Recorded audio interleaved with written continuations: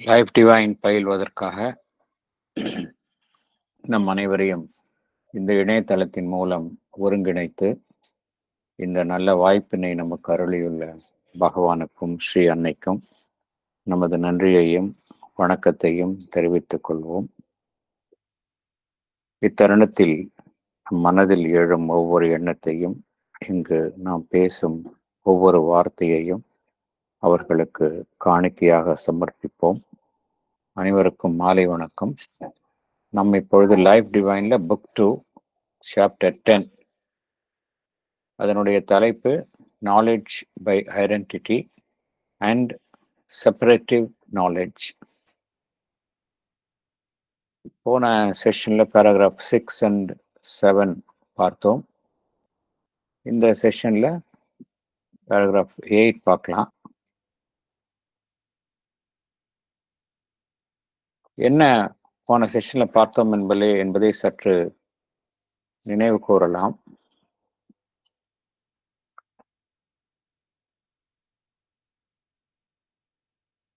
நம்முடைய புற உலகு குறித்த அந்த அறிவு, வேர்ல்டு நாலேஜ், அது எத்தகையது என்பதை பகவான் விளக்குகின்றார். அது நம்மளுடைய புலன்களினால் நாம் பெறுவது, அதை நேர்முகமாக பெறுவதில்லை, நேரடியாக பெறுவதில்லை, இன்டைரக்ட்லி த்ரூ அவர் சென்சஸ் அப்படிங்கிறார். அது நம்முடைய ஐம்புலன்கள் தரக்கூடிய ஒரு குறைபாடு உள்ள ஒரு தகவலாக நாம் பெறுகின்றோம் என்று பகவான் குறிப்பிடுகின்றார். நமக்கு ஐம்புலன்கள் ஒரு imperfect account of sense image என்று கூறுகின்றார். அதாவது புலன்களினுடைய ஒரு முழுமை இல்லாத ஒரு தகவலைத்தான் நாம் பெறுகின்றோம். அது மேலும் நம்முடைய மனம் சார்ந்த, நம்முடைய பிராணமயம் சார்ந்த, நம்முடைய அந்த புலன்களை சார்ந்த மனம், mind, life mind and sense mind, அதாவது perceptive mind, life mind and sense mind, இவைகளில் மூலம் கிடைக்கப்பெறும் அந்த உள்ளுணர்வு, இன்ட்யூஷன், இவைகளினால் இந்த தகவல்கள் நமக்கு மேலும் ஒரு உருவத்தை அடைகின்றன, உருப்பெறுகின்றன. இவை எல்லாற்றிற்கு மேல் நம்முடைய அறிவு இவ்வாறு பெற்ற தகவல்களை அது சரி செய்து நமக்கு வழங்குகின்றது, இறுதியாக வழங்குகின்றது. இருந்தாலும் இந்த உலகம் குறித்த, புற உலகு குறித்த இந்த அறிவு என்பது நமக்கு மிகவும் குறுகியதாகவும் குறைபாடு உள்ளதாகவும் இருக்கின்றது. அவ்வாறு நாம் இந்த தகவல்களை இத்தகைய வழிகளில் பெற்றுக்கொண்டாலும் இந்த தகவலை, இந்த அறிவை நாம் சரியான முறையில் விளங்கிக் கொள்வது, இன்டர்பிரிட்டேஷன்ஸ், அது சந்தேகத்திற்கு உரியதாக இருக்கின்றது. நமக்கு ஒரு அறிவு கிடைக்கின்றது, அந்த அறிவை நாம் சரியாக புரிந்து கொள்கின்றோமா என்பது அங்க நம்மால அது சந்தேகத்திற்கு உரியதாகவே இருக்கின்றது.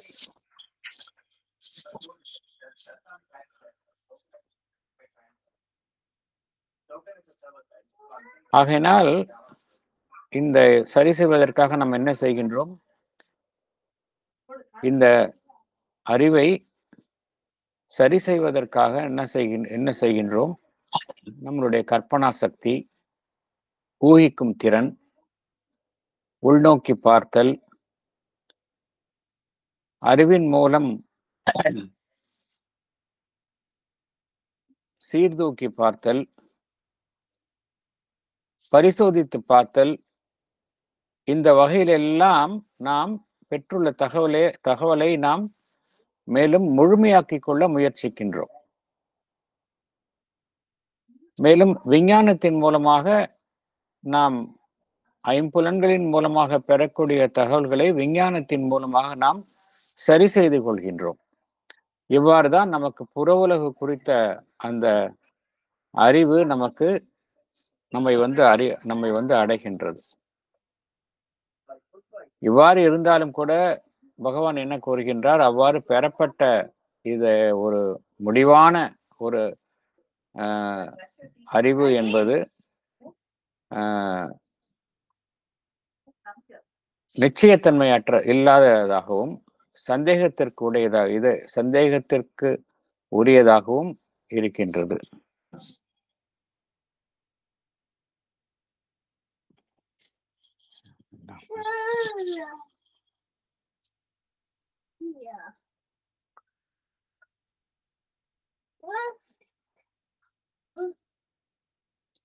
நாம் பொதுப்படையாக சில முடிவுக்கு வருகின்றோம். தற்காலிகமாக சில முடிவை நாம் அமைத்துக் கொள்கின்றோம். We arrive at theories, generalizations and hypothesis. இவ்வாறு தான் நம்மளுடைய இந்த ஒரு அறிவு என்பது அமையப் பெறுகின்றது. எப்பொழுதுமே இடைவிடாது தர்க்கம் நடைபெறுகின்றது. மேலும் மேலும் ஒரு உண்மையை மேலும் மேலும் அதை ஆராய வேண்டும் என்கின்ற அந்த முயற்சி தொடர்ந்து நடைபெற்று கொண்டே இருக்கின்றது. முடிவே நமக்கு கிட்டுவதில்லை. Never ending debate and inquiry. இதற்கெல்லாம் மேல இத்தகைய அறிவு நமக்கு ஒரு சக்தியை கொடுத்துள்ளது. பவர். அறிவு நமக்கு கிட்டுகின்றது, அதன் மூலம் நமக்கு சக்தி கிட்டுகின்றது. ஆனால் இந்த அறிவு வந்து ஒரு முழுமையான அறிவாக இல்லாததுனால இந்த சக்தியை நமக்கு இதன் மூலம் பெறப்பட்ட அந்த சக்தியினுடைய முழு இயல்பை நம்மால் அறிய முடிவதில்லை. எந்த திசையில் இந்த சக்தியை செலுத்துவது, உபயோகிப்பது என்பது தெரியவில்லை. தவறாக உபயோகிக்கின்றோம். நமக்கு கிடைத்துள்ள அந்த விஞ்ஞானத்தின் மூலமாக கிடைத்துள்ள அந்த சக்தியை தவறாக உபயோகிக்கின்றோம். இது வந்து புற உலகு குறித்து இவ்வாறு தான் நம்முடைய அறிவு இருக்கின்றது. நம்முடைய அகம், அந்த இன்னர் செல்ஃப் நாலேஜ், அதையும் பார்த்தோம் என்றால் அதுவும் ஒரு குறைபாடு உள்ளதாகத்தான் இருக்கின்றது. போதுமானதாக இல்லை. நம்முடைய அறிவு மேற்புறத்தில் தான் இருக்கின்றது ஒழிய நம்முடைய இந்த அகஜீவன், உள்ஜீவன் குறித்த அந்த ஞானம் நமக்கு இருப்பதில்லை. நம்முடைய உண்மையான ஜீவன், நம்முடைய உண்மையான இருப்பு, அதனுடைய ட்ரூ மீனிங் நாம் அறிவதில்லை. நம்மை குறித்த அந்த ஞானம் மற்றும் நம்மீது ஆளுமை, இதெல்லாம் நமக்கு போதாக்குறையாக இருக்கின்றது. ஆகையினால் மனிதனுக்கு வந்து இந்த உலகம் குறித்த அந்த ஞானம், இந்த உலகம் குறித்த அந்த சக்தி, world power and world knowledge, இதை எவ்வாறு உபயோகிப்பது என்பது குறித்த அந்த ஞானம் இருப்பதில்லை. அதற்கான திறனும் அவனிடம் இருப்பது இல்லை. மேலும் நம்முடைய புறத்தில் அமைந்துள்ள அறிவு, சர்ஃபேஸ் நாலேஜ், அது வந்து மிகவும் எல்லைக்குட்பட்டதாக இருக்கின்றது. Limited knowledge. அது அறியாமையினால் சூழப்பட்டுள்ளது. அதன் காரணமாக நம்மளுடைய மேற்புறத்தில் இருக்கக்கூடிய நம்முடைய நிலை எவ்வாறு இருக்கின்றது என்றால், அறியாமையில் தான் இருக்கின்றோம், அல்லது அறியாமையும் ஞானமும் கலந்த நிலையில் இருக்கின்றோம். என்ன காரணம் என்றால், இந்த புற உலகு குறித்த நம்முடைய அந்த அறிவு என்பது நேரடியாக பெறப்படுவதில்லை. புலன்களின் மூலமாக வெளியில் இருந்து பெறப்படுவது. Indirect means of knowledge. அதனால் தான் இது வந்து முழுமையாக இல்லை. அறியாமையும் ஞானமும் கலந்த நிலையில் தான் இருக்கின்றது. நம்மை குறித்த அந்த ஞானமும் நம்மை குறித்த அந்த ஞானம் நமக்கு நேரடியாக கிட்டினாலும் கூட அதுவும் பார்த்தோம் என்றால் நாம் மேற்புறத்திலேயே வாழ்வதால் நம்முடைய உண்மையான ஜீவன் உள்ஜீவன் குறித்த அந்த ஞானமும் நமக்கு இருப்பதில்லை.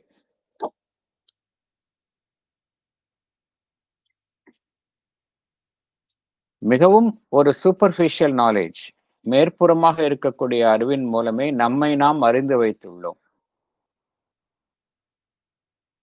நம்முடைய உணர்வு நிலை, நம்முடைய எண்ணங்கள் எல்லாமே நமக்கு புதிராக இருக்கின்றன. நம்முடைய மனத்தினுடைய இயல்பு, எவ்வகையில் நம் மனம் செயல்படுகின்றது, நம்மில் தோன்றும் உணர்ச்சிகள், இமோஷன்ஸ்,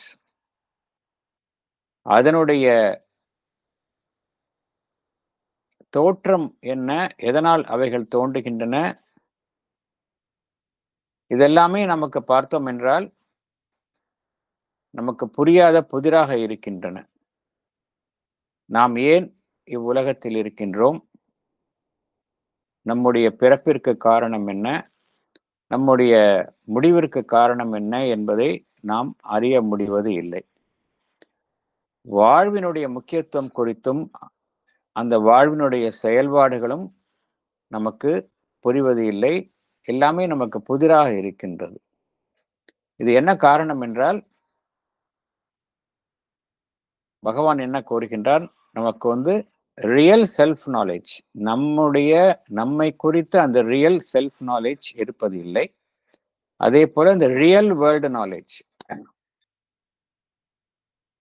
ரியல் செல்ஃப் நாலேஜ் ஏன் இல்லை என்றால் நாம் மேற்புறத்திலேயே வாழ்கின்றோம். we live concentrated on our surface self. அதனால ரியல் செல்ஃப் நாலேஜ் இருப்பதில்லை. ரியல் வேர்ல்டு நாலேஜ் ஏன் இருப்பதில்லை என்றால் நமக்கு புற உலகு குறித்த தகவல்கள் எல்லாம் நமக்கு நேரடியாக கிட்டுவதில்லை, புலன்களின் மூலமாக கிட்டுகின்றன. அதனால் அது குறைபாடுடன் தான் நமக்கு கிட்டுகின்றன. இத்தகைய காரணத்தினால நமக்கு இந்த self knowledge and real world knowledge நமக்கு இருப்பதில்லை என்று கூறுகின்றார். அடுத்தது இந்த பேராகிராஃப் 8 அதில் போகலாம். அதுல பகவான் 2 விதமான ஒரு சுவர்கள், 2 விதமான சுவர்கள் நம்மை அந்த ரியல் செல்ஃப் நாலேஜ், நம்முடைய அகம் குறித்த அந்த உண்மையான அந்த ஞானத்தையும், அதே போல ரியல் வேர்ல்டு நாலேஜ், இந்த புற உலகு குறித்த உண்மையான ஞானத்தையும் பெறுவதற்கு தடையாக இருக்கின்றன அப்படிங்கிறார். என்ன கூறுகின்றார் இந்த பேராகிராஃப் 8ல, ஒரு மனிதன் தனக்குள் 2 விதமான சுவர்களை எழுப்பிக் கொள்கின்றான். ஒரு சுவர் என்ன செய்கின்றது, அவனை மேற்புறத்தில் மாத்திரம் இருத்தி கொண்டு அவனுடைய அகஜீவனுடனான தொடர்பை அது தடுக்கின்றது. இது ஒரு புறம் இருக்க, இன்னொரு சுவர் என்ன செய்கின்றது, அவனுக்கும் புற உலகிற்கும் இடையே ஒரு தடுப்பை ஏற்படுத்தி அதன் மூலம் அந்த உண்மையான புற உலகு குறித்த அந்த அறிவை அவன் அடைவதற்கு தடையாக இருக்கின்றது. இந்த 2 சுவர்கள் எவ்வாறு செயல்படுகின்றன என்பது குறித்துதான் பகவான் பேராகிராஃப் 8 அதில் விளக்குகின்றார். பேராகிராஃப் 8 அதுக்குள்ள போகலாம்.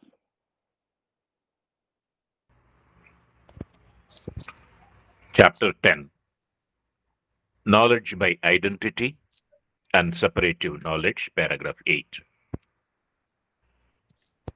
If we look for the reason of this limitation and imperfection, we shall find first that it is because we are concentrated on our surface.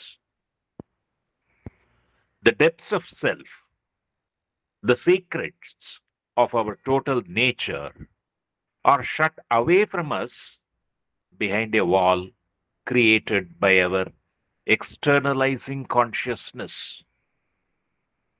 or created for it so that it can pursue its activity of egocentric individualization of the mind, life, and body, uninvaded by the deeper and wider truth of our larger existence.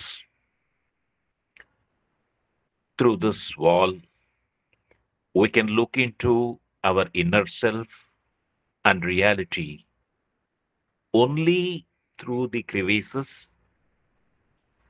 and potholes, and we see little there but a mysterious dimness. Thank you, sir. Thank you. Narrator, Explanation. Yes, please. explanation.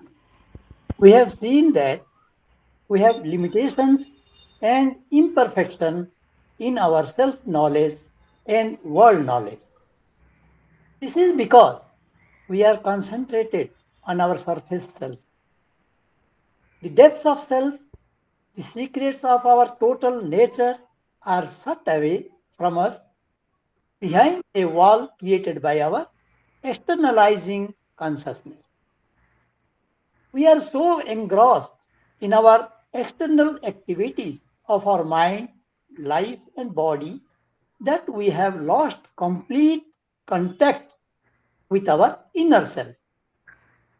This wall of defense is created by our external self so that it can pursue its activity of egocentric individualization of the mind, life, and body without the intervention by the deeper and wider truth of our larger existence. Yet, we can get a glimpse of our inner self through this wall. But the opening through this wall is not wide enough to have a full view of our inner self. We can have a look at our inner reality only through small cracks and holes. Hence, what we thus see about our inner self is nothing but a mysterious dimness. Thank you, sir. Okay, thank you.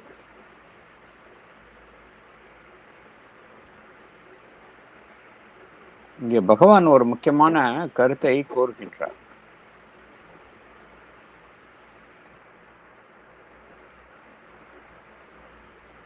ஒரு மனிதனுடைய real self அப்படிங்கிறது உள்ளுக்குள்ள இருக்கு.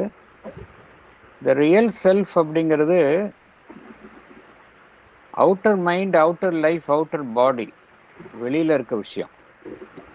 உள்ள இருக்கிற விஷயம்தான் வந்து real self. அதைத்தான் பகவான் சப்லிமினல் செல்ஃப் அப்படிங்கிறார். சப்லிமினல் செல்ஃப் அது குறித்து தான் பகவான் பேராகிராஃப் 9லேருந்து விரிவாக பேச போகின்றார்.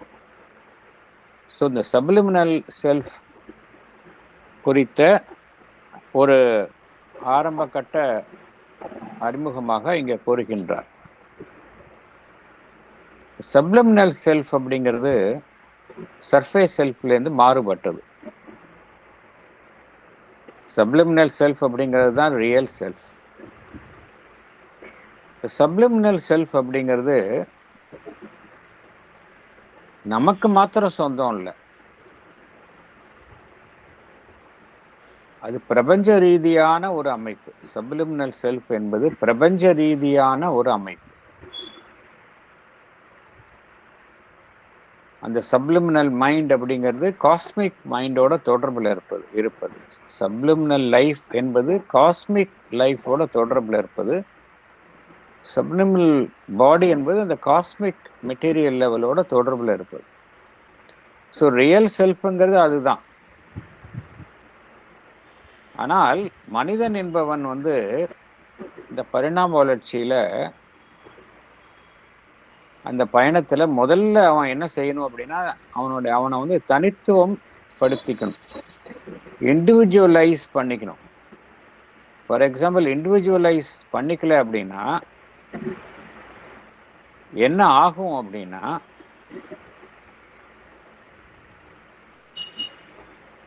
ஒரு உருவமில்லாத ஒட்டுமொத்த ஒரு அமைப்பாகத்தான் ஒவ்வொரு மனிதனும் இருப்பான். இதை அன்னை எவ்வாறு பகவான் மதர் எப்படி எப்படி எக்ஸ்பிளைன் பண்றாங்க அப்படின்னா, but for the individual self man would be an amorphous mass அப்படிங்கிறாங்க. அமார்ஃபஸ் மாஸ் அப்படின்னா எந்த விதமான புற வடிவங்களும் இல்லாமல் ஒரு ஒட்டுமொத்த மாஸ், ஒரு குவிப்பாகத்தான் இருப்பானே ஒழிய ஒரு இண்டிவிஜுவலைசேஷன் இருக்காது அப்படிங்கிறாங்க. ஸோ இண்டிவிஜுவலைசேஷன் வரணும் அப்படின்னா இண்டிவிஜுவலைசேஷன் தேவைப்படுகின்றது. மனிதன் வளர்வதற்கு, தன்னை மேலும் மேலும் உயர்வதற்கு இந்த இண்டிவிஜுவலைசேஷன் தேவைப்படுகின்றது. அதனால் இயற்கை என்ன செய்கின்றது, நேச்சர் என்ன செய்கின்றது, ஒரு மனிதனுடைய அந்த தான் என்கின்ற உணர்வு, தன்னுணர்வு, ஈகோ, அதை சுற்றி அந்த மனிதனை உருவாக்குகின்றது. மற்ற அமைப்புகளிலிருந்து தனிமைப்படுத்தி தன்னுடைய ஒரு மனிதனுடைய தான் என்கின்ற உணர்வை சுற்றி அவனுக்கென்றே இருக்கக்கூடிய மனம், அவனுக்கென்றே இருக்கக்கூடிய வாழ்வு, உடல், இதை உருவாக்குகின்றது. அவ்வாறு உருவாக்கும் பொழுது என்ன செய்கின்றது, அவனுக்கும் அந்த புற அமைப்பு, ஒரு மனிதனுடைய ஈகோ, தன்னுணர்வை சுற்றி உருவாக்கப்படும் அந்த மனம், உடல், வாழ்வு இவற்றிற்கும் அவனுடைய உள்ஜீவன் சப்லிமினல் செல்ஃப், அதற்கும் இடையே ஒரு சுவற்றை அது உருவாக்கி கொள்கின்றது. ஆகையினால் பகவான் இங்கு என்ன கோருகின்றார், the depths of self, the secret of our total nature are shut away from us behind a wall created by our externalizing consciousness அப்படிங்கிறார். நம்முடைய உணர்வு நிலை புறத்தில் குவிக்கப்பட்டிருக்கும் அந்த நிலை என்ன செய்கின்றது, தனக்கும் உள்ஜீவனுக்கும் இடையில் ஒரு சுவற்றை அது ஏற்படுத்தி கொள்கின்றது. பகவான் இங்க அதை again அவர் குவாலிஃபை பண்றார். ஆர் கிரியேட்டட் ஃபார் இட், அது உருவாக்கி கொள்வது மட்டுமல்லாமல் அது அதற்காக ஏற்படுத்தப்பட்டுள்ளது. அந்த சுவர் என்பது ஒரு காரணத்திற்காக ஏற்படுத்தப்பட்டுள்ளது. எதற்காக என்றால், அப்பொழுதுதான் அது அந்த உள்ஜீவனினுடைய ஒரு தலையீடு, குறுக்கீடு இல்லாமல் ஈகோவை சார்ந்த அந்த, அதாவது individualisation, mind, life and body நடைபெறும் என்பதற்காக இயற்கையினால் வழங்கப்பட்டுள்ள ஒரு அமைப்பு. அது இது ஆரம்ப காலகட்டம். இறுதியில் இதை நாம் தகர்த்து கொண்டு உள்ளே செல்ல வேண்டும். அப்பொழுதுதான் முன்னேற்றம் ஏற்படும். அது வேற விஷயம். பட் இறுதியில மனிதனுக்கு என்ன தேவைப்படுகின்றது, ஒரு இண்டிவிஜுவலைசேஷன் தேவைப்படுகின்றது. அதை உருவாக்குவதற்காக ஏற்படுத்தப்பட்டுள்ள ஒரு சுவர் தான் இந்த ஒரு மனிதனுடைய புற உணர்வு நிலைக்கும் உள்ளுணர்வு நிலைக்கும் இடையில் ஏற்படுத்தப்பட்டுள்ளது. ஆகையினால்தான் பகவான் என்ன கூறுகின்றார், ஈகோ வாஸ் த ஹெல்பர். இந்த நிலையில ஈகோ ஹெல்ப்ஃபுல்லா இருக்கு. பட் ஒரு காலகட்டத்திற்கு அப்புறம் ego is the bar, ego தடையாக இருக்கின்றது என்று பகவான் அவருடைய அபாரிசம்ல குறிப்பிடுகின்றார்.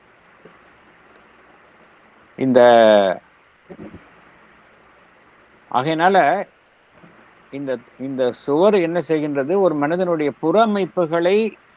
புறமைப்புகள் நன்றாக உருவாக்குவதற்கு உள்ஜீவனுடைய தொடர்பு இல்லாமல் வெறும் அவனுடைய நான் என்கின்ற தன்னுணர்வு, ஈகோயிஸ்டிக் கான்சியஸ்னஸ், அதை சுற்றி மனம், உடல், வாழ்வு அமைவதற்கு உதவி புரிகின்றது இந்த தடுப்பு சுவர்.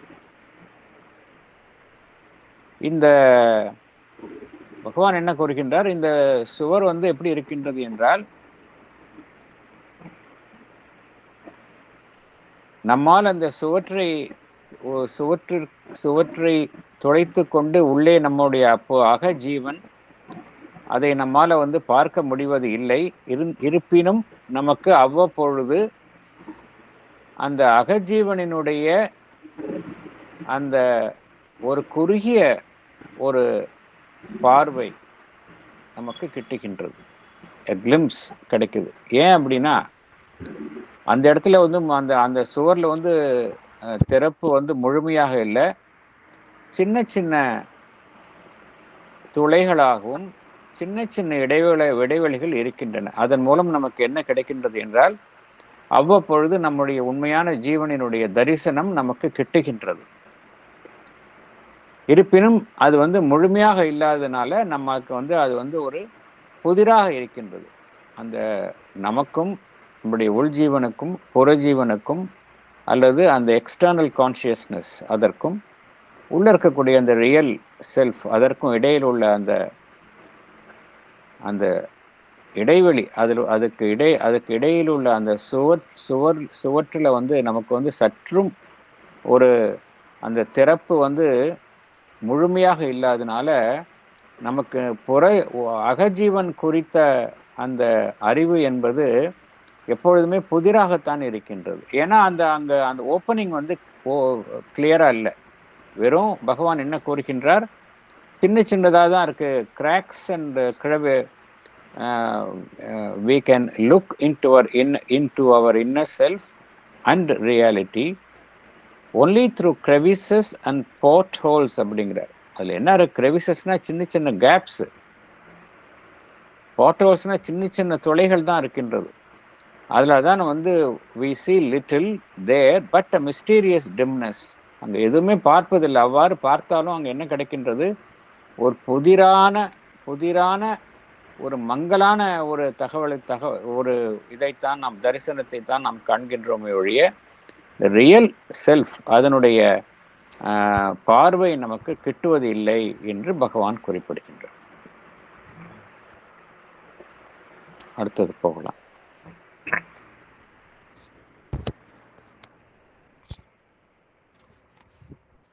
At the same time, our consciousness has to defend its egocentric individualization, not only against its own deeper self of oneness and infinity, but against the cosmic infinite. It builds up a wall of division here also and shuts out all that is not centered around its ego, excludes it as the not self. But since it has to live with this not self, for it belongs to it, depends upon it, is an inhabitant within it. It must maintain some means of communication. It has to make excursions out of its wall of ego and wall of self-restriction within the body in order to cater for those needs which the not self can supply to it.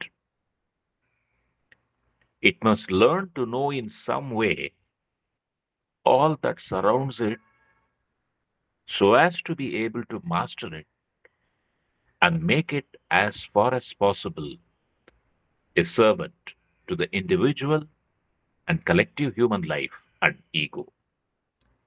Thank you. Thank you. That's funny. Yes, madam.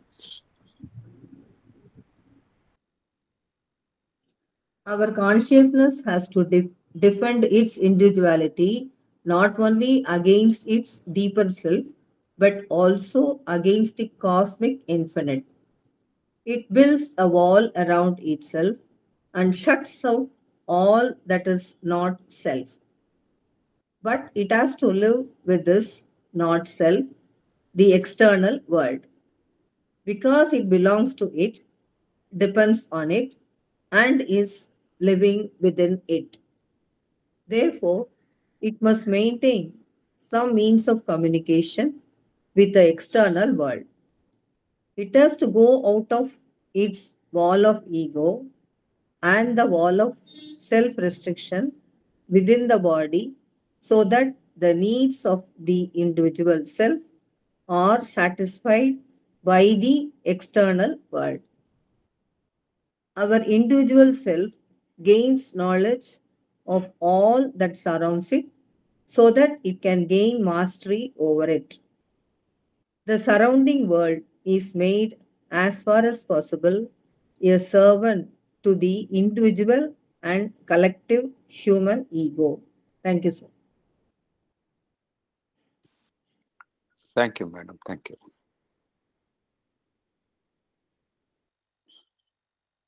முதல்ல பார்த்தோம் இந்த நம்முடைய புற அமைப்புகள், external mind, life and body, இதற்கும் உள்ள இருக்கக்கூடிய இந்த உள் ஜீவன், சப்லிமினல் செல்ஃப், இதற்கு இடையில வந்து ஒரு செப்பரேட்டிங் வால் இருக்கின்றது. அது என்ன செய்கின்றது? இந்த ஒரு மனிதனுடைய புற அமைப்புகள், தன்னுடைய ஈகோவை சுற்றி அமையும் புற அமைப்புகள், ஈகோயிஸ்டிக் கான்சியஸ்னஸ், அதை சுற்றி அமையும் மைண்ட், லைஃப் அண்ட் பாடி, அது நன்றாக வளர்ச்சி அடைவதற்கு இந்த ஒரு பிரிவு தேவைப்படுகின்றது என்பதை பார்த்தோம். ஆனால் ஒரு மனிதன் வந்து பார்த்தோம் அப்படின்னா, அவன் புற உலகத்துடனும் தொடர்பு கொள்ள வேண்டிய நிலையில் இருக்கின்றான். தனியே இல்லை, அந்த புற உலகத்தில் ஒரு அங்கமாகத்தான் ஒவ்வொரு மனிதனும் இருக்கின்றான். ஆகையினால இந்த தனித்தன்மையை பாதுகாப்பது என்பது புற உலகத்தினுடைய செல்வாக்கிலிருந்து தனித்தன்மையை பாதுகாப்பது என்பதும் அவசியமாகின்றது. உள்ஜீவனிலிருந்து விலகி நின்று தன்னுடைய ஈகோவை சார்ந்து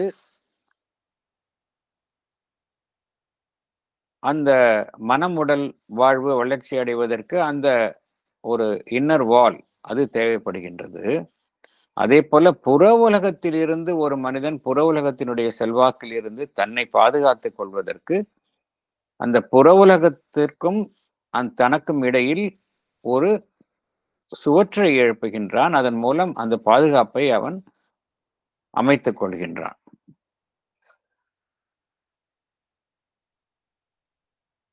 எவையெல்லாம் தனக்கு புறம்பானவையோ அவைகளை என்ன செய்கின்றான்? அவன் தன்னிலிருந்து விலக்கி அதற்கு எதிராக அந்த கதவை சாற்றுகின்றான். எவையெல்லாம் தனக்கு புறம்பாக இருக்கின்றனவோ அவைகளையெல்லாம் புறத்திலேயே வைத்துக்கொண்டு தன்னை சுற்றி மாத்திரம் ஒரு சுவற்றை எழுப்பி பாதுகாத்துக் கொள்கின்றான். இருந்தாலும் ஒரு மனிதன் வந்து தனியே அவ்வாறு இருக்க முடியாது. அந்த புற உலகில் தான் அந்த மனிதனும் இருக்கின்றான். புற உலகத்தை சார்ந்தே அவன் இருக்க வேண்டிய கட்டாயத்தில் இருக்கின்றான். ஆகையினால் அந்த புற உலகத்துடன் அவன் தொடர்பு கொள்ள வேண்டியிருக்கின்றது. தன்னுணர்வு, ஈகோ, அதை சுற்றி அமைக்கப்பட்டுள்ள அந்த சுவர், அதை அவன் சில சமயம் அதையும் கடந்து சென்று புற உலகத்துடன் தொடர்பை ஏற்படுத்தி கொள்ள வேண்டிய கட்டாயத்தில் இருக்கின்றான். என்ன காரணம் என்றால், அவனுடைய தனிப்பட்ட ஜீவனினுடைய தேவைகள், the needs of the individual self, அது அந்த தேவைகள் எல்லாமே அந்த புற உலகத்தினால் தான் அந்த தேவைகள் எல்லாமே அவனுக்கு திருப்தி செய்யப்படுகின்றன. ஒரு மனிதனுடைய இண்டிவிஜுவல் செல்ஃப், அதனுடைய தேவைகள் எல்லாம் எதனால் நிவர்த்தி செய்யப்படுகின்றன என்றால் அந்த புற உலகினால் தான் நிவர்த்தி செய்யப்படுகின்றன. ஆகையினால் புற உலகுடான தொடர்பை அவன் வைத்துக்கொள்ள கட்டாயத்திலும் இருக்கின்றான். அது மாத்திரமல்ல, அந்த ஒரு தனிப்பட்ட ஜீவன் மனிதன் என்ன செய்கின்றான்? அவனை சுற்றியுள்ள அமைப்புகள் குறித்த அந்த அறிவை மெல்ல மெல்ல அவன் பெருக்கிக் கொண்டு அவன் தன்னுடைய சூழ்நிலைகளின் மீது ஒரு ஆளுமை செலுத்த முயற்சிக்கின்றான். எதற்காக இதை செய்கின்றான் என்றால், அந்த புற சூழ்நிலைகள் அவனுக்கும் அவன் சார்ந்த குழுவிற்கும் உதவும் வகையில் அந்த புற சூழ்நிலைகளை அவனுக்கு அதற்கு ஏற்றவாறு அவன் அமைத்துக் கொள்ள விரும்புகின்றான். ஸோ இதுவும் ஒரு புறம் மனிதன் செய்கின்றான். ஒரு புறம் தன்னை அந்த புற உலகிலிருந்து பாதுகாத்துக் கொள்வதற்காக தன்னை சுற்றி ஒரு தடுப்பு சுவர் போன்ற அமைப்பை ஏற்படுத்திக் கொள்கின்றான். இருந்தாலும் அவன் முழுமையாக தனியே இருப்பது இல்லை. அவன் தன்னுடைய தேவைகளை பூர்த்தி செய்து கொள்வதற்காக, பிரபஞ்சத்தில் இருந்து அடையக்கூடிய தேவைகளை பூர்த்தி செய்து கொள்வதற்காக பிரபஞ்சத்துடனான தொடர்பையும் அவன் ஏற்படுத்தி கொள்ள வேண்டிய கட்டாயத்தில் இருக்கின்றான். மெல்ல மெல்ல தன்னுடைய சூழலின் மீது அவன் அதன் தொடர்பான அறிவை பெருக்கிக் கொண்டு அதன் மீது ஆளுமையை அவன் செலுத்துகின்றான். புற சூழ்நிலைகளை தனக்கு இணக்கமாக இருக்கும் வண்ணமும் அமைத்துக் கொள்கின்றான். சோ இது ஒரு புறம் நடக்கின்றது. அடுத்தது போகலாம்.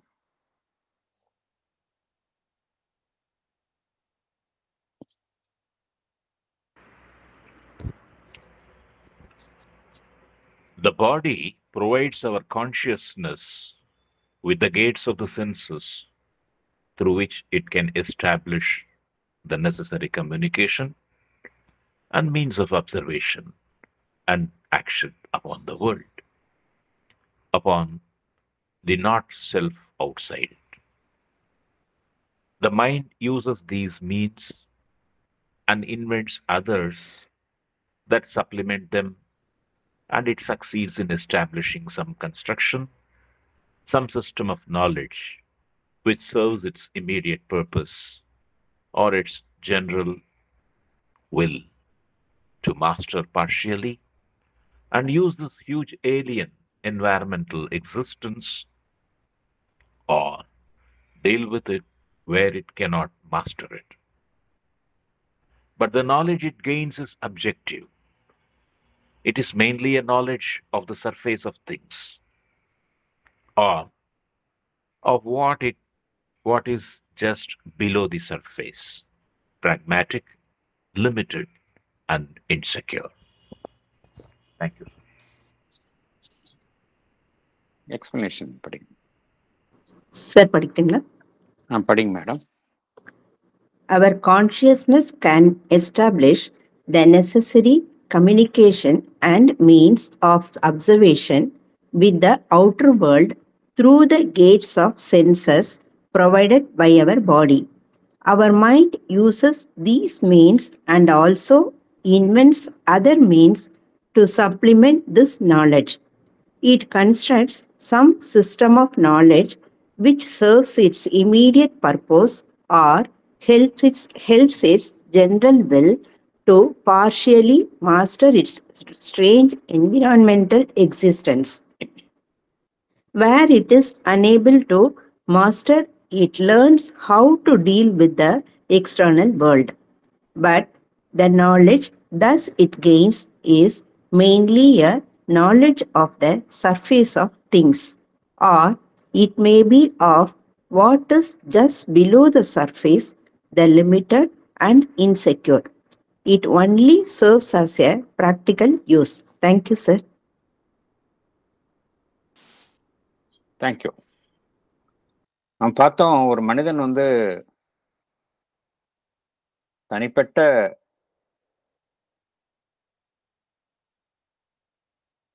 தனித்துவத்தை அடைந்தாலும் தனித்துவத்தை அவன் காத்துக்கொள்ள அவன் தன்னை சுற்றி ஒரு தடுப்பு சுவரை எழுப்பிக் கொண்டாலும் அவனுடைய நடைமுறை தேவைகளுக்காக அவன் புற உலகத்துடன் தொடர்பை வைத்துக் கொள்ள வேண்டிய கட்டாயத்தில் இருக்கின்றான். ஒரு மனிதனுடைய உடல் என்பது தனித்து இருக்கக்கூடிய ஒரு அமைப்பாக இருக்கின்றது. உடல் என்பது உடலை தாண்டி உடலுக்குள்ளேதான் ஒவ்வொரு மனிதனும் இருக்கின்றான். உடல் என்பது ஒரு லிமிட்டேஷன். அவனுக்கு ஒவ்வொரு மனிதனுக்கும் எல்லை அப்படின்னா எதுன்னு கேட்டோம் அப்படின்னா, பிசிக்கலா பார்த்தோம் அப்படின்னா அவனுடைய உடல். அத்தகைய உடலை கொண்டுள்ள ஒரு மனிதன் புற உலகத்துடன் தொடர்பு கொள்வதற்கு எவை வாயில்களாக செயல்படுகின்றன என்றால் இந்த ஐம்புலன்கள், கேட்ஸ் ஆஃப் சென்சஸ் என்று பகவான் குறிப்பிடுகின்றார். ஒரு மனிதன் உடல் என்கின்ற ஒரு எல்லைக்குட்பட்ட ஒரு வடிவத்திற்குள் செயல்படுகின்றான். ஆனால் அவன் புற உலகத்துடன் தொடர்பு கொள்ள வேண்டிய நிலையில் இருக்கின்றான். எவை அந்த புற உலகத்துடன் அவன் தொடர்பு கொள்வதற்கு வாயில்களாக இருக்கின்றன என்றால் அவனுடைய ஐம்புலன்கள், கேட்ஸ் ஆஃப் சென்சஸ். இதன் மூலம் அவன் தகவல்களை பெற்றுக்கொள்கின்றான். இதற்கு மேல் அவனுடைய மனம் என்ன செய்கின்றது? மனம், அதை சார்ந்து உள்ள மற்ற அமைப்புகளான அந்த உள்ளுணர்வு, perceptive intuition of the perceptive mind, vital mind அப்படிலாம் பார்த்தோம் நம்ம. அந்த உள்ளுணர்வு, அதற்கு மேலே அறிவு, இதெல்லாம் இன்டெலிஜென்ஸ், இதெல்லாம் செயல்பட்டு புலன்கள் தரக்கூடிய தகவல்களை அது மேலும், அந்த தகவல்களுக்கு மேலும் அது வலுவூட்டுகின்றது, சரி செய்கின்றது, முழுமையாக்குகின்றது. ஆகையினால் இத்தகைய முறையில் ஒரு மனிதன் என்ன செய்கின்றான்? ஒரு சிஸ்டம் ஆஃப் நாலேஜ், ஒரு அறிவை சார்ந்த ஒரு அமைப்பை அவன் உருவாக்குகின்றான். ஒவ்வொரு மனிதனும் பார்த்தோம் அப்படின்னா இதன் மூலமாகத்தான் ஒரு சிஸ்டம் ஆஃப் நாலேஜ், ஒவ்வொரு மனிதனும் இந்த அறிவு என்பது அவன் உருவாக்கி கொடுக்கின்றான். அது அவனுடைய உடனடியான தேவையை நடைமுறை வாழ்வில் செயல்படுத்துவதற்கு உபயோகரமாக இருக்கின்றது. ஓரளவு தன்னை சுற்றியுள்ள அமைப்புகளின் மீது ஓரளவு ஆளுமை செலுத்துவதற்கு இந்த தகவல்கள், இந்த ஞானம் அவனுக்கு உதவி புரிகின்றன.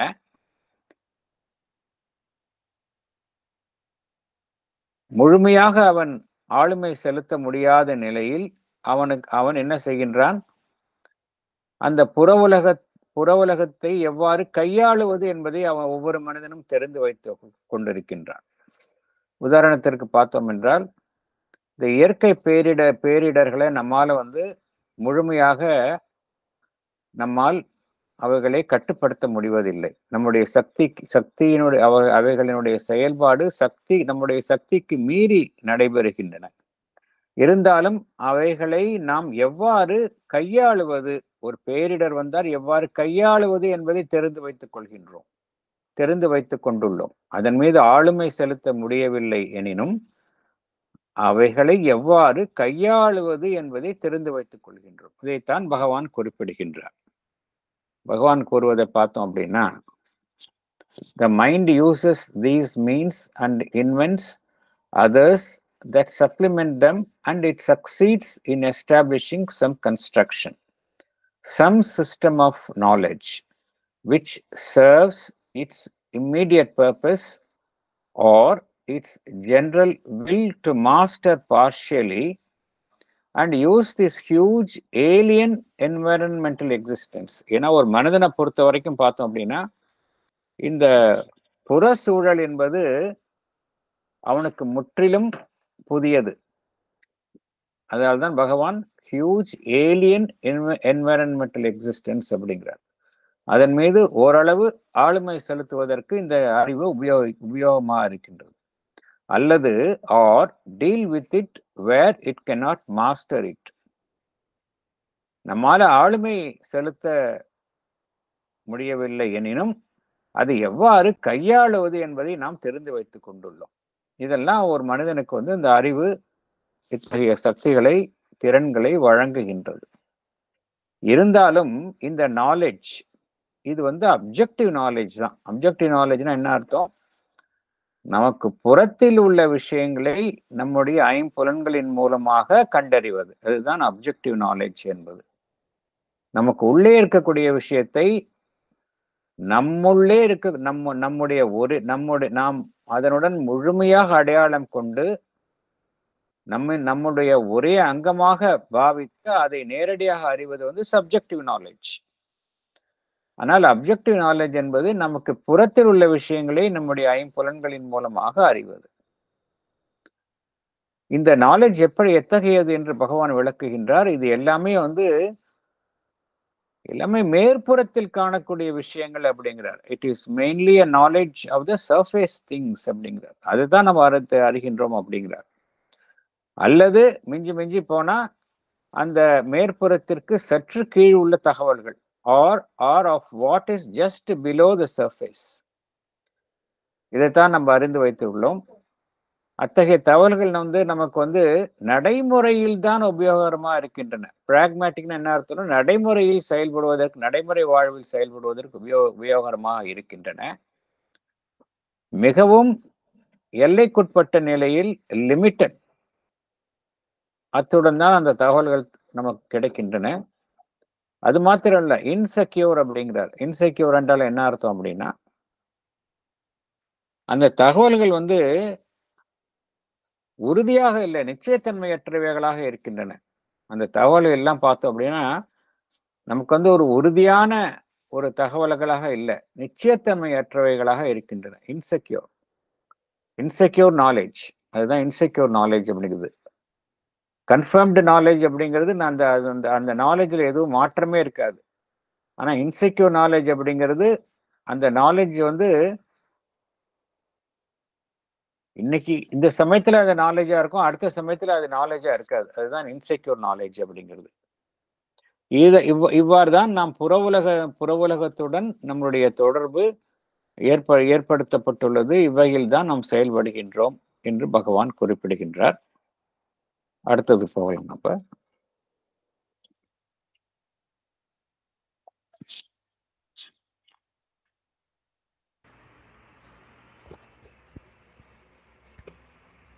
Its defense against the invasion of cosmic energy is equally insecure and partial. In spite of its notice of no entry without permission, it is subtly and invisibly invaded by the world, enveloped by the not self and molded by it. Its thought, its will, its emotional, and its life energy are penetrated by waves and currents of thought, will, passion, vital impacts, forces of all kinds from others and from universal nature. Its wall of defense becomes a wall of obscuration, which prevents it from knowing all this interaction. It knows only what comes through the gates of sense or through mental perceptions of which it cannot be sure, or through what it can infer or build up from its gathered sense data. All the rest is to it a blank of niscience. Thank you, sir. Thank you. Explanation.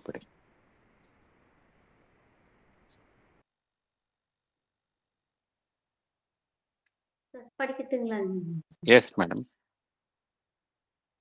The defense of our individual consciousness against the attack of the cosmic energy is equally insecure and partial. Despite its refusal of entry to the cosmic forces, it is subtly and invisibly invaded by the world around it. It is enveloped by all that is external to it and molded by it. Its though, its will, its emotional, and its life energy are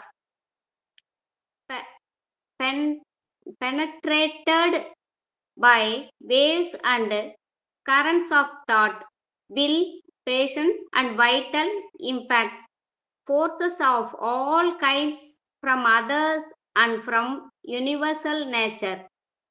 Its wall of defense against the external world conceals all the interaction happenings with the outside world. It is only aware of what comes through the senses or through its mental perceptions. It is not sure of what it thus receives. It can only infer or build upon the data, whatever it has thus received through the senses. It is totally blank about all the rest of knowledge. Thank you. இப்ப நம்ம பார்த்தோம், ஒவ்வொரு தனிப்பட்ட மனிதனும் தன்னுடைய தனித்துவத்தை பாதுகாத்துக் கொள்ள அவசியத்தில் இருக்கின்றான். இந்த பிரபஞ்ச சக்திகளிலிருந்தும் தன்னை பாதுகாத்துக் கொள்ள அவன் எப்பொழுதுமே அதற்கான முயற்சியில் ஈடுபாடு கொண்டுள்ளான். ஒவ்வொரு மனிதனும் எடுத்துக்கொண்டாலும் சரி, இந்த பிரபஞ்சத்திலிருந்து வரக்கூடிய அந்த சக்திகள் என்னுடைய தலையீட்டிலிருந்தோ அதிலிருந்து பாதுகாத்துக் கொள்ளவோ எப்பொழுதுமே முயற்சித்த வண்ணம் இருக்கின்றான். இது எல்லா ரீதியிலையும் பார்க்குறோம். இப்போ ஒரு மனிதன் நம்பர் எடுத்துக்கொண்டால் ஃபர்ஸ்ட் அவன் இந்த சர்வைவல் இன்ஸ்டிங்க்ட் அப்படிங்கிறது ஒவ்வொரு மனிதனுக்குள்ளும் இருக்கின்றது. ஒவ்வொரு மனிதனுக்கு மாத்திரம் இல்லை, எல்லா விலங்கினங்களுக்கும் இருக்கு சர்வைவல் இன்ஸ்டிங்க்ட் அப்படிங்கிறது. அதுவும் மனிதனை எடுத்துக்கொண்டால் அது ரொம்ப விழிப்படைந்த நிலையில் இருக்கின்றது. அவன் சூழ்நிலைகளை எவ்வாறு தேர்ந்தெடுக்கின்றான் என்றால், அந்த சூழ்நிலைகளால் அவனுக்கு எந்த விதமான பாதகமும் வராத நிலையில் தான் அவன் வாழக்கூடிய சூழ்நிலைகளை ஒவ்வொரு மனிதனும் தேர்ந்தெடுக்கின்றான். அதற்கு வசதியாகத்தான் அவன் அமைத்துக் கொள்கின்றான். இதனால எதை உறுதி செய்கின்றான் என்றால், சூழ்நிலைகள் தனக்கு சாதகமாக இருக்க வேண்டும் என்று ஒவ்வொரு மனிதனும் நினைக்கின்றான். சூழ்நிலைகள் பாதகமாக இருக்கும் பொழுது அவனுக்கு பாதிப்பு ஏற்படுகின்றது. ஆகையினால ஒவ்வொரு மனிதனும் தன்னை சூழ்நிலைகளில் இருந்து வரும் பாதிப்பிலிருந்து பாதுகாத்துக் கொள்ளவே விரும்புகின்றான். இது ஒவ்வொரு மனிதனுக்கும் இருக்கக்கூடிய ஒரு டிஃபென்ஸ் மெக்கானிசம். இது எல்லா மனிதர்களுக்கும் இருக்கு. ஏன்னா இந்த பிரபஞ்சத்தில் இருக்கக்கூடிய சக்திகள், பகவான் இங்க குறிப்பிடுவது பார்த்தோம் அப்படின்னா காஸ்மிக் எனர்ஜி அப்படிங்கிறார். இந்த பிரபஞ்சத்தில் இருக்கக்கூடிய சக்திகள் ஒரு தனிமனிதனை அவனுடைய புறத்திலிருந்து ஒரு தனிமனிதனை நோக்கி ஊடுருவிய வண்ணமே இருக்கின்றன. அவனுக்கு தெரிவதில்லை. ஆனா அந்த காஸ்மிக் எனர்ஜி அப்படிங்கிறது அவனுக்குள்ளே செயல்பட்டு கொண்டே இருக்கின்றது. மேலும் நம்ம என்ன பார்த்தோம் அப்படின்னா, ஒவ்வொரு மனிதனுக்கு உள்ள இருக்கக்கூடிய அந்த லைஃப் ஃபோர்ஸ், பிராணசக்தி, இந்த பிரபஞ்ச ரீதியா இருக்கக்கூடிய சக்தி, பிராணசக்தியுடன் எப்பொழுதுமே பரிமாற்றத்தில் இருக்கின்றது. அந்த பரிவர்த்தனையில பார்த்தோம் அப்படின்னா, ஒரு சமநிலையில இருக்கும் வரைக்கும் அந்த ஹெல்த், ஒரு மனிதனுடைய ஹெல்த் நல்லா இருக்கு. அதுல அந்த சமநிலை கெட்டு விடும் பொழுது என்ன நடைபெறுகின்றது? ஒரு மனிதனுடைய தனிப்பட்ட அந்த லைஃப் ஃபோர்ஸ் அது அதனுடைய வீரியத்தை இழக்கின்றது. இறுதியில் அவனுக்கு நோய்வாய்ப்படுகின்றான் என்பதையெல்லாம் பார்த்தோம் நம்ம. இதைத்தான் பகவான் இங்க கோருகின்றார். அதனால ஒவ்வொரு மனிதன் இண்டிவிஜுவல் தனிப்பட்ட உணர்வு நிலையும் என்ன செய்கின்றது? இந்த பிரபஞ்ச சக்திகளுக்கு எதிராக தன்னை பாதுகாத்துக் கொள்ள விரும்புகின்றது. இருந்தாலும் முழுமையாக பாதுகாத்துக் கொள்ள முடிவதில்லை. அதைத்தான் பகவான் கூறுகின்றார். அந்த பாதுகாப்பு, டிஃபென்ஸ் மெக்கானிசம் என்பது ஒவ்வொரு மனிதனுக்கும் இருந்தாலும் கூட அந்த பாதுகாத்து கொள்ளுதல் என்பது முழுமையாக நடைபெறுவது இல்லை அப்படிங்கிறார். என்னதான் நாம் புற சக்திகளுக்கு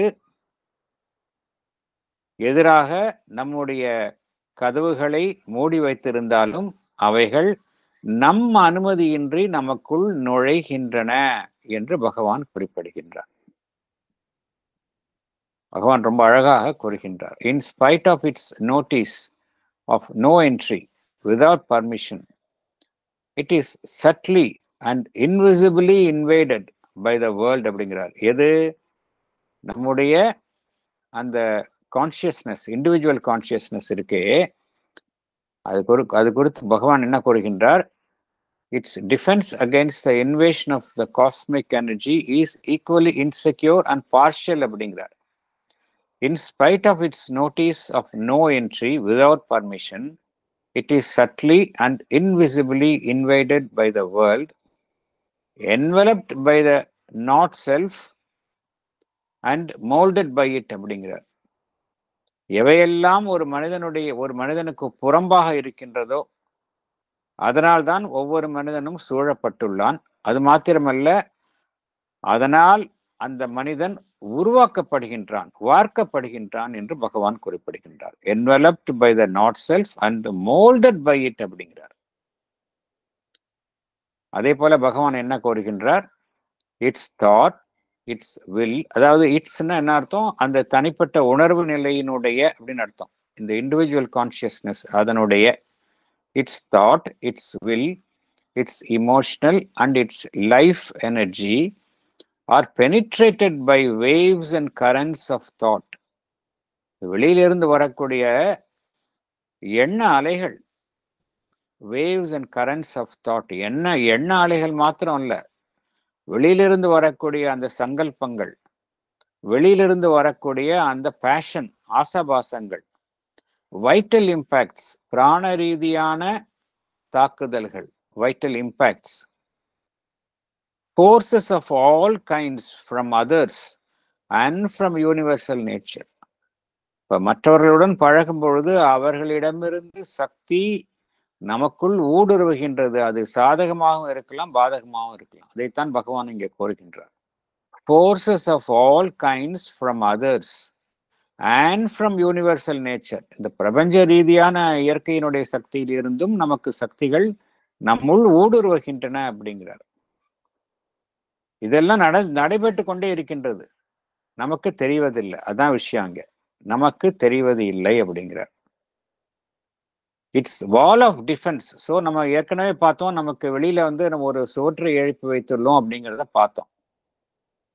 ஒரு டிஃபென்ஸ் வால் மாதிரி வச்சிருக்கோம், நமக்கும் புற உலகத்திற்கும் நம்மை பாதுகாத்து கொள்வதற்காக வைத்துக் கொண்டுள்ளோம் அப்படிங்கிறத பார்த்தோம். ஆனா அந்த சுவர் அந்த எந்த நோக்கத்திற்காக அது உருவாக்கப்பட்டதோ அது அந்த மாதிரி செயல்படுவது இல்லை அப்படிங்கிறார். It's wall of defence becomes a wall of obscuration அப்படிங்கிறார். அப்ஸ்குரேஷன் என்ன அர்த்தம்? நமக்கு நம்மிடமிருந்து உண்மையை மறைக்கும் ஒரு அமைப்பாக செயல்படுவது, அதுதான் அப்ஸ்குரேஷன் என்பது. நம்மிடமிருந்து உண்மையை மறைக்கும் ஒரு அமைப்பாக செயல்படுகின்றது. அந்த சுவர் என்பது எவ்வாறு செயல்படுகின்றது? நம்மிடமிருந்து நம் உண்மையை மறைக்கும் ஒரு அமைப்பாக செயல்படுகின்றது. எப்படி, ஏன் பகவான் அவ்வாறு கூறுகின்றார் என்றால், which prevents it from knowing all this interaction. இந்த சுவர் என்ன செய்கின்றது? வெளியிலிருந்து நம்முள் ஊடுருவும் அந்த சக்திகள் அதனுடைய செயல்பாடுகளை நாம் அறிவதற்கு தடையாக இருக்கின்றது அப்படிங்கிறார். நம்மால ஏன் அறிய முடியலன்னா இந்த சுவர் தான். எவ்வளவோ சக்திகள் நமக்குள்ள வருது, அதை நம்மளால அறிஞ்சிக்க முடியல. என்ன காரணம்னா இந்த wall of defence becomes a wall of obscuration அப்படிங்கிறார். புலன்களின் மூலமாக என்ன அறிகின்றோமோ அதைத்தான் நம்ம அறிஞ்சுக்கிறோமே ஒழிய, இது மாதிரி சட்டில் லெவல்ல, நுண்ணிய லெவல்ல நம்முள் ஊடுருவக்கூடிய அந்த சக்திகள், அந்த வைப்ரேஷன்ஸ் இதை நம்மளால அறிந்து கொள்ள முடிவதில்லை. Unless one becomes spiritually sensitive. ஸ்பிரிச்சுவலா சென்சிட்டிவ் ஆனோம் அப்படின்னா ஓரளவு புரிஞ்சுக்க முடியும். ஒரு அன்ஃபேவரபிள் வைப்ரேஷன் சூழ்நிலைகளை நம்மளால புரிஞ்சுக்க முடியும். ஆனா ஜென்ரலா ஒரு மனிதருக்கு இது குறித்த ஞானம் இருப்பதில்லை அப்படிங்கிறார். ஒரு மனிதனுக்கு தெரிந்தது எல்லாமே அவனுடைய புலன்களினால் நேரடியாக என்ன அறிகின்றானோ அதைத்தான் அதுவும் குறுகிய அளவிலா அறிந்து கொண்டு வைத்துள்ளான். அவனுடைய மனம் என்ன செய்கின்றது, மனம் எதை புரிந்து கொள்கின்றதோ அதை அறிந்து வைத்துள்ளான். இருந்தாலும் இதெல்லாமே இந்த தகவல்கள் எல்லாம் ஒரு மனிதனுக்கு கிடைத்தாலும் அந்த தகவல்கள் எல்லாம் ஒரு நிச்சயத்தன்மையை அவனுக்கு அளிப்பதில்லை. he is not sure of what he knows. இருந்தாலும் அதை வைத்துக்கொண்டு ஏதோ ஒன்றை உருவாக்குகின்றான். அவனுடைய புலன்கள் தரக்கூடிய விஷயங்களை வைத்துக்கொண்டு ஏதோ ஒன்றை புரிந்து கொண்டு அதன் மூலம் ஒரு மனிதன் உருவாக்குகின்றான். இதுதான் நடைபெறுகின்றதே ஒழிய ஒரு மனிதனுக்கு அந்த முழுமையான ஞானம் என்பது கிட்டுவது இல்லை. மற்றவை இதை தவிர எவ்வளவோ விஷயங்கள் அவனுடைய அறிவுக்கு அப்பாற்பட்ட நிலையில் நடக்கின்றது. அதை பொறுத்த வரைக்கும் பார்த்தோம் அப்படின்னா அவனுக்கு முற்றிலும் அந்த அறியாமையில் தான் இருக்கின்றான். All the rest is to it அப்படிங்கிறது ஒரு தனி மனிதனுடைய தனிப்பட்ட உணர்வு நிலைக்கு அப்படின்னு அர்த்தம். All the rest is to it a blank notions. கம்ப்ளீட்டா பிளாங்கா இருக்கு, அறியாமை, முழு அறியாமையில் இருக்கின்றான். இதுதான் ஒவ்வொரு மனிதனும் இந்த நிலையில் தான் இருக்கின்றான் என்று பகவான் குறிப்பிடுகின்றார். இப்ப இந்த பேராகிராஃப் ரொம்ப இம்பார்ட்டன்ட் பேராகிராஃப். ஏன்னா இது நமக்குள்ள என்ன நடைபெறுகின்றது, எந்த ப்ராசஸ் நடைபெறுகின்றது அப்படிங்கிறது தான் பகவான் விளக்குகின்றார். அதனுடைய முக்கியமான பாயிண்ட்ஸ் சம்மரைஸ் செய்யப்பட்டுள்ளது. அதை படிக்கலாம், படிச்சா நம்மளுக்கு இன்னும் நன்றாக புரியும். அதை யாராவது படிக்கிறீங்களா? படிக்கட்டுமா சார்? படிங்க. Salient points. Here Sri Aurobindo speaks about subliminal self, about which he would explain in detail in the coming paragraphs. We are sandwiched between the outer cosmos and the inner infinity, the subliminal self. He explains why subliminal consciousness is so difficult to penetrate. The wall between the outer being and the subliminal being is constructed for a specific purpose of building one's ego. We are shut off purposely from the subliminal so that we can concentrate on developing an egoistic individuality. When we are in meditation, when we are in the right emotion at the right moment, when we are quiet, we may get a peep into the subliminal. But looking through the keyhole, what is seen in the room is not clear. What we see is just a mysterious dimness. This dimness is dangerous because it may lead to wrong interpretations of our visions. The second wall protects us from the cosmos around us. As we protect a young tree by building a small fence around it, we want to be protected from the influence of things outside us. There are openings in the outer wall through the 5 gates of senses by which we maintain contact with the world. Senses allow us not only to go out into the world, but also the world to get into us without our consent. Therefore, we are being invaded by the world around us constantly. Instead of having a wall that stops the outside things from coming in, on the contrary, this wall simply obscures our vision so we cannot see what is coming in. We are in absolute ignorance of what is happening to us. All kinds of forces come in through waves and currents and occupy our being every minute, occupy the mind and the body and the vital, including ailments and illnesses and disease. Source deliberations on the life given. Thank you, sir. Thank you. இப்போ இந்த பேராகிராஃபினுடைய ஒரு summary மாதிரி இங்கே கொடுத்துருக்குறோம். என்ன ஒவ்வொரு மனிதனுக்குள்ள என்ன நடைபெறுகின்றது அப்படிங்கிறது அதனுடைய பிரீஃப் சம்மரி. இந்த சம்மரி இந்த பேராகிராஃப் எதற்காக ஒரு முன்னோடியாக இருக்கின்றது என்றால், பின்வரும் பேராகிராஃப்ல இருந்து பகவான் சப்ளிமினல் செல்ஃப் கொடுத்து ரொம்ப டீடைல்டா டீல் பண்றார். சப்ளிமினல் செல்ஃப் என்பது உள்ஜீவன். அது குறித்து பகவான் அவருடைய லெட்டர்ஸ் ஆன் யோகாவில் விளக்கியுள்ளார். ஆனால் இந்த சாப்டர் 10 புக் 2ல தான் சப்ளிமினல் செல்ஃபை பத்தி பகவான் ரொம்ப டீடைல்டா விளக்கியுள்ளார். ஸோ பேராகிராஃப் 9லேருந்தே பார்த்தோம் அப்படின்னா சப்ளிமினல் செல்ஃப்னா என்ன, அது குறித்த ஒரு டீடைல்டு எக்ஸ்பிளனேஷன் பகவான் கூறப்போகின்றார். அதற்கு முன்னால அதை பற்றிய ஒரு பிரீஃபாக தான் சொல்றாரு இங்க, இன்னர் செல்ஃப் அப்படிங்கிறார். நம்ம வந்து இரண்டு விஷயங்களுக்கு இடையில வந்து நாம் அமைக்கப்பட்டுள்ளோம். We are sandwiched between outer cosmos and inner infinity, subliminal self. என்ன காரணத்தினால அந்த சப்லிமினல் செல்ஃப் அப்படிங்கிறது, அதை நாம் ஊடுருவி செல்வது கடினமாக இருக்கின்றது என்று பகவான் விளக்குகின்றார். ஒரு சுவர் இருக்கின்றது, தடுப்பு சுவர் மாதிரி வச்சிருக்கோம், நம்மளுடைய புறஜீவனுக்கும் அந்த உள் ஜீவனுக்கும் இடையில வச்சிருக்கோம். அது எதற்காக அமைக்கப்பட்டது என்றால், நம்முடைய ஈகோவை சார்ந்த அமைப்புகளான ஈகோயிஸ்டிக் கான்சியஸ்னஸ், அதை சார்ந்த மனம், உடல், வாழ்வு, அவைகளினுடைய வளர்ச்சிக்கும் தனித்துவத்தை பெருக்கிக் கொள்வதற்காக இந்த சுவர் என்பது இயற்கையாக ஒரு மனிதனுக்கும் வழங்கப்பட்டுள்ளது.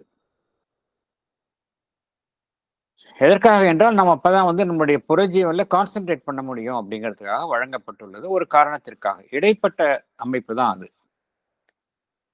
அதனால்தான் நம்மால வந்து அந்த உள்ஜீவன் குறித்த அந்த ஞானம் நமக்கு கிட்டுவதில்லை. இருந்தாலும் அவ்வப்பொழுது நம்ம எப்பொழுது ஒரு உள்நோக்கிய நிலையில் இருக்கின்றோமோ, ஆழ்ந்த தியானத்தில் பொழுதோ அல்லது சரியான ஒரு மனோநிலையில் உணர்வு நிலையில் இருக்கும் பொழுதோ நமக்கு அவ்வப்பொழுது இந்த உள்ஜீவன் குறித்த ஒரு தரிசனம் கிட்டுகின்றது. தரிசனம் என்றால் அது முழுமையான தரிசனம் இல்லை, ஒரு குறுகிய தரிசனம் கிட்டுகின்றது. ஆனால் இது வந்து எப்படி என்றால், ஒரு சாவி துவாரத்தின் மூலம் ஒரு அறையை பார்ப்பது போல இருக்கின்றது. ஆகையினால் நமக்கு உள்ளே என்ன இருக்கின்றது என்பது நமக்கு தெரிவது இல்லை, புதிராக இருக்கின்றது. ஆனால் இது தெளிவற்ற நிலையில்தான் இந்த காட்சி கிடைப்பதனால இது ரொம்ப இதில் வைத்துக்கொண்டு, இதில் கிடைக்கக்கூடிய விஷயங்களை வைத்துக்கொண்டு நாம் எந்த விதமான முடிவுக்கும் வந்துவிடக்கூடாது. அதோட இன்டர்பிரிட்டேஷன்ஸ் ஆஃப் த விஷன்ஸ் வந்து ரொம்ப ஜாக்கிரதையா இருக்கணும். இதை தவறாக புரிந்து கொண்டோம் என்றால் நம்மை வந்து திசை மாறி போய்விடுவோம். இந்த விஷன்ஸை வந்து இன்டர்பிரேட் பண்றதுக்கு நாம் வந்து சரியான உயர்ந்த நிலையில் இருக்கும்பொழுதுதான் விஷன்ஸ் இன்டர்பிரேட் பண்ண முடியும். இல்லையா நம்ம சரியா இன்டர்பிரேட் பண்ணல அப்படின்னா அது ரொம்ப ஈகோயிஸ்டிக்கா போயிடும். எனக்கு இந்த தரிசனம் கிடைச்சது, எனக்கு அது கிடைச்சது, இது கிடைச்சதுன்ட்டு நம்ம அதை குளோரிஃபை பண்ணுவோம், நம்ம திசை மாறி போய்விடுவோம்.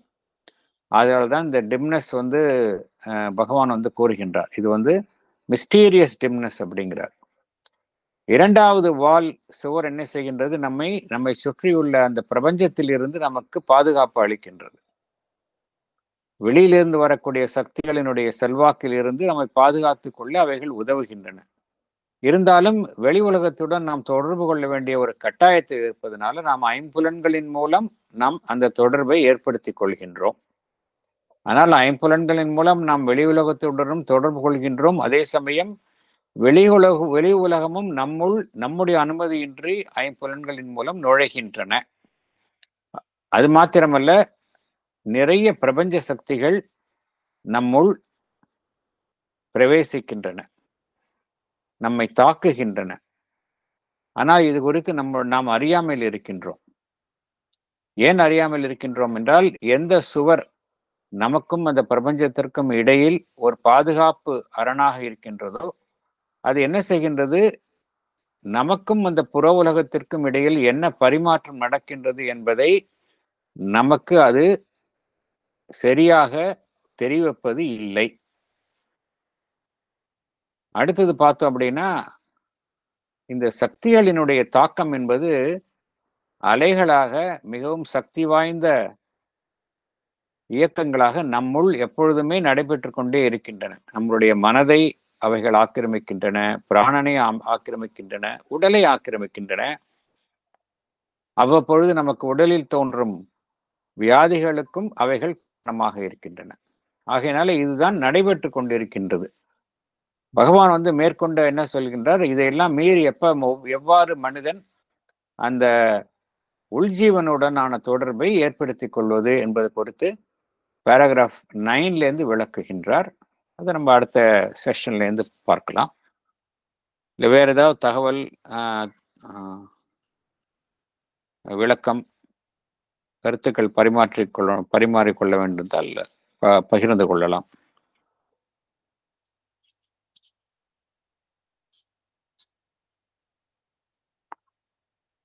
Yes madam.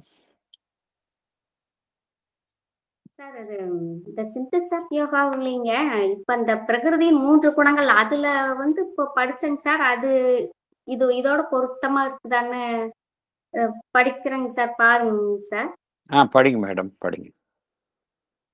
ஆற்றலும் உந்துதலும் பிரகிருதியிடமிருந்து வருகின்றன, ஜீவனிடமிருந்து அல்ல.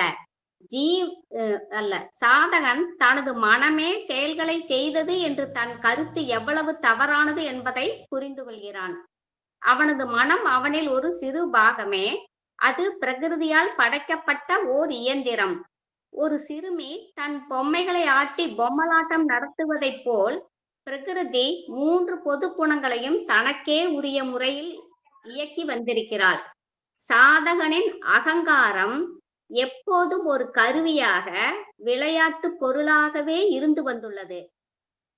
அவனுடைய குணநலன்கள், அறிவு, அறநெறிகள், மன ஆற்றல்கள், படைப்புகள், செயல்கள், சாதனைகள், கோபம், சகிப்புத்தன்மை, கொடுமை, இரக்கம், அன்பு, வெறுப்பு, பாவம், புண்ணியம், இருள், ஒளி, ஆனந்த பரவசம், துன்பம், துயரம், இவையெல்லாம் பிரகிருதியின் விளையாட்டு ஆகும்.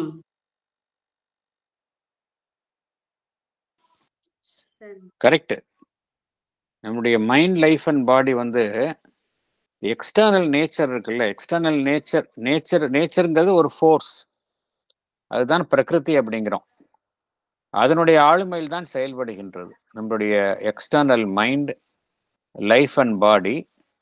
நம்முடைய ஈகோ அதை சுற்றி செயல்படுகின்றது. இது எல்லாம் எதன் வசம் இருக்கின்றன என்றால் அந்த பிரகிருதி, அந்த நேச்சர் ஃபோர்ஸ் அதன் வசம்தான் இருக்கின்றன. அதனால தான் நம்ம நினைக்கிறோம் நாம் தான் சிந்திக்கின்றோம் என்று நினைக்கின்றோம். அது மாதிரி கிடையாது. ஏன்னா நம்ம அந்த சக்திகளினுடைய கைப்பாவையாகத்தான் நாம் இருக்கின்றோம் ஒழிய நாம் சிந்திப்பது இல்லை. நாம் சிந்திக்கின்றோம் என்றால் நம்முடைய பங்கு அங்கே கம்மியாக தான் இருக்கும். பிரபஞ்ச ரீதியான சக்திகளினுடைய அதில் கலப்பும் அதில் வெகுவாக இருக்கும். அதை மனிதன் அறிவது இல்லை அப்படிங்கிறார் பகவான். மனிதன் தான் சிந்திக்கின்றோம், தான் இவ்வாறு இயங்குகின்றோம் என்று நினைக்கின்றான். ஆனால் இந்த பிரபஞ்ச சக்தி, இந்த பிரகிருதி அதனுடைய கைப்பாவைகளாகத்தான் தன்னுடைய அங்கங்கள் செயல்படுகின்றன என்பதை அவன் அறிவது இல்லை. அதைத்தான் அங்க பகவான் குறிப்பிடுகின்றார்.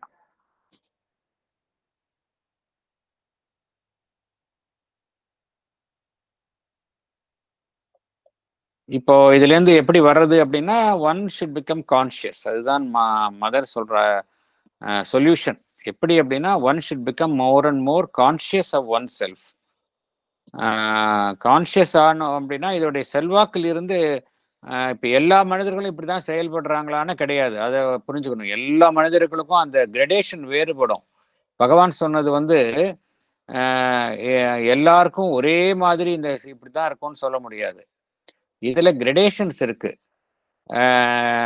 சற்று கான்ஷியஸ்னஸ்ல வளர்ச்சி அடைந்தவர்கள் இந்த செல்வாக்கில் இருந்தெல்லாம் அவங்களால அந்த புற உலகினுடைய தாக்கங்களிலிருந்து அவர்களால் தங்களை பாதுகாத்து கொள்ளவும் முடியும். அதே சமயம் தன்னுடைய உள்ஜீவனினுடையான தொடர்பையும் அவர்களால் ஏற்படுத்தி கொள்ள முடியும். ஸோ இதை நம்ம ஜென்ரலாக தான் எடுத்துக்கணும். எல்லாருக்கும் இதே மாதிரி இருக்குன்னு சொல்ல முடியாது. யாரெல்லாம் கான்ஷியஸ்னஸ்ல வளர்ந்தவர்களாக இருக்கின்றார்களோ அவர்களுக்கு இந்த 2 நிலையிலும் பார்த்தோம் அப்படின்னா அவங்களால அந்த அந்த அந்த அந்த கிரடேஷனை பார்க்கலாம். Not that everybody is fully influenced by these forces. அதே போல உள்ஜீவனுடனான தொடர்பும் முற்றிலும் தொடர்பற்றவர்களாக இருப்பார்கள் அப்படின்னு எல்லாரும் சொல்ல முடியாது. Depends on from person to person. அதையும் நம்ம கவனத்தில் வச்சுக்கணும். ஜென்ரலா பகவான் சொல்றாரு, அவ்வளவுதான். அது பகவான் சொல்லக்கூடிய கருத்தை இதை நம்ம ரிவர்ஸ் பண்ணலாம் தான் சொல்றாரு. ஒரு பக்கம் நம்மால அந்த கான்சியஸ் ஆகி அந்த வெளி உலகத்தில் இருந்து வரக்கூடிய அன்வான்ட் இன்டர்வென்ஷன் ஆஃப் ஃபோர்ஸஸ் அதை நம்மளால தடை செய்ய முடியும். அதே சமயம் நம்மளுடைய உள்ஜீவனுடனான தொடர்பை மேலும் மேலும் நம்மால அதை வந்து நம்ம வந்து விரிவாக்க கொள்ள முடியும் அப்படிங்கிறது தான் பகவானினுடைய மெசேஜ்.